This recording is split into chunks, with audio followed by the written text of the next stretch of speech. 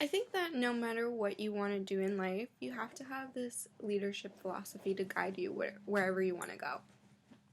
And after taking this class and taking several other communication and leadership classes this semester and this summer alone, I've come to realize that good leadership doesn't necessarily involve who has the most power, who has the most audience listening to what they have to share. I think my leadership philosophy is more towards leading with your heart. It's finding your passion. I don't think you can lead others without being able to lead yourself. I think in order to be a true, authentic leader, you have to find out what your passion is. And by doing so, your energy itself is going to be contagious. People are going to want to hear what you have to say. People are going to want to follow in your steps. And that's what being a leader is all about. That's what has been stated in True North.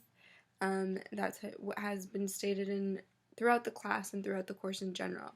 We've learned that in order to be authentic, in order to lead by example, in order to be an authentic leader, you have to be true to yourself. So how does my leadership philosophy kind of guide how I work with others, how I enhance the effectiveness of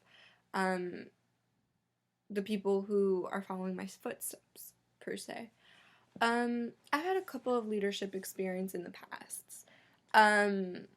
I've been an RA. I've held different positions at my previous jobs, and I can honestly say I've had a lot of experience in this kind of leadership role. And I think what makes me successful in relating to other people and just being a good leader in general is my ability to lead with compassion. I'm very open to other people.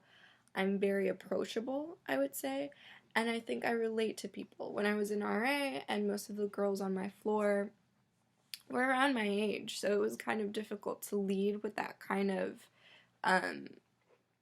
most people think of a leader as someone who leads, who's older, someone who has more experience, someone who's already been through a lot. But I was just 1 year or two older than these girls, so it definitely made me think about what it meant to be leadership and how I was going to get through to these girls. I found that the most effective way to get through to these girls was to just honestly be super open with them, to be authentic. They wanted to get to know me so that they could trust me. They wanted to get to know me so that they could rely on me. And that overall made me a better leader.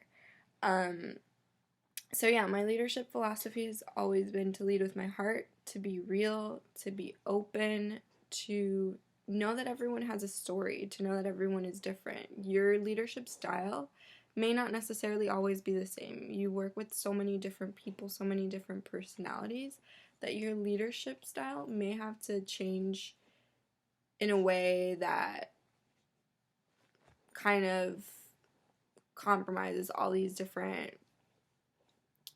personalities.